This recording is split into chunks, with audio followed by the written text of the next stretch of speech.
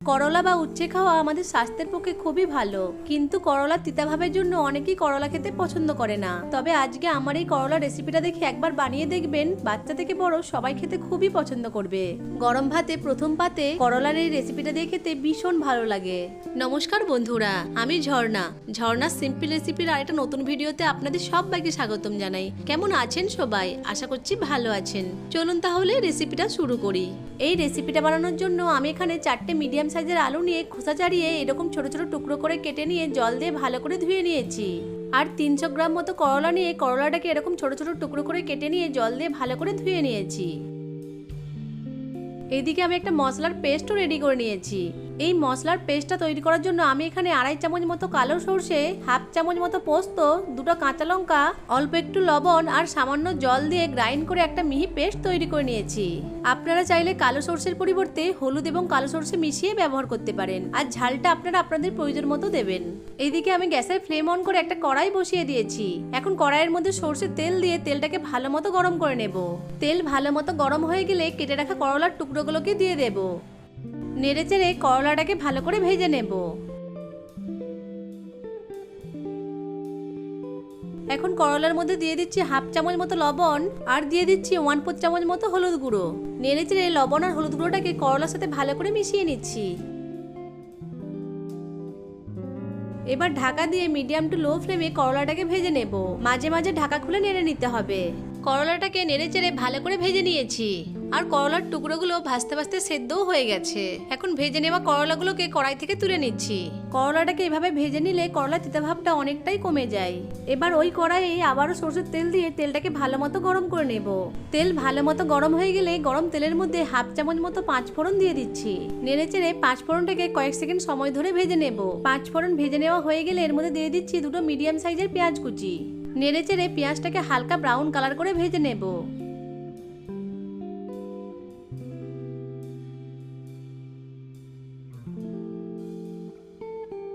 পেঁয়াজটাকে হালকা brown colour করে ভেজে নিয়েছি। এখন এর মধ্যে কেটে ধুয়ে রাখা আলুর টুকরোগুলোকে দিয়ে দেব।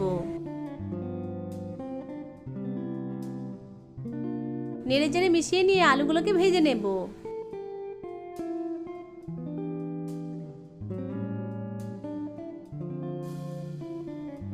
আলুগুলো ভেজে নেওয়া হয়ে গেলে এর মধ্যে দিয়ে দিচ্ছি একটা বড় সাইজের টমেটো কুচি, স্বাদ মতো লবণ, 1/2 চামচ মতো হলুদ গুঁড়ো আর দিয়ে দেব 1/2 চামচ মতো কাশ্মীরি লাল লঙ্কার গুঁড়ো।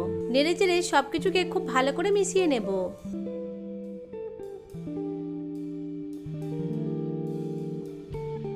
এবার এটিকে ঢাকা দিয়ে লো ফ্লেমে রান্না করে নেব, যতক্ষণ না পর্যন্ত আলুগুলো ভালোভাবে সেদ্ধ হয়ে যায়।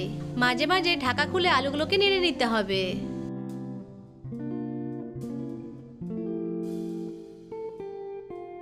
দেখুন ভাজতে ভাজতে আলুগুলো ভালোভাবে সেদ্ধ হয়ে গেছে।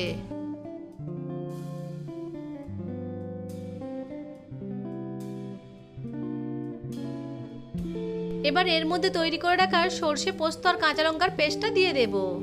নেড়ে চেড়ে মশলাটাকে ভালো করে মিশিয়ে নিয়ে মশলাটাকে ভালো করে কষিয়ে নেব।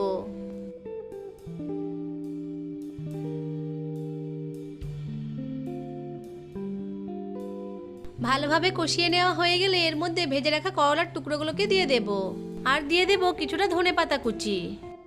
নেড়ে চেড়ে সবকিছুকে ভালো করে মিশিয়ে নেব।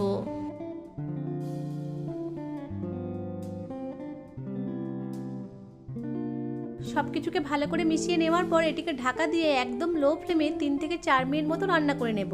3 থেকে 4 মিনিট পরে ঢাকনাটা খুলে নিচ্ছি। দেখুন সবকিছু খুব ভালো করে কষিয়ে নেওয়া হয়ে গেছে, আর সবকিছুই খুব ভালোভাবে সেদ্ধও হয়ে গেছে। এখন এর মধ্যে টেস্টটাকে ব্যালেন্স করার জন্য দিয়ে দিচ্ছি সামান্য পরিমাণ চিনি, আর দিয়ে দিচ্ছি 1 চামচ মতো কাঁচা সরষের তেল। নেড়ে চেড়ে ভালো করে মিশিয়ে নিচ্ছি।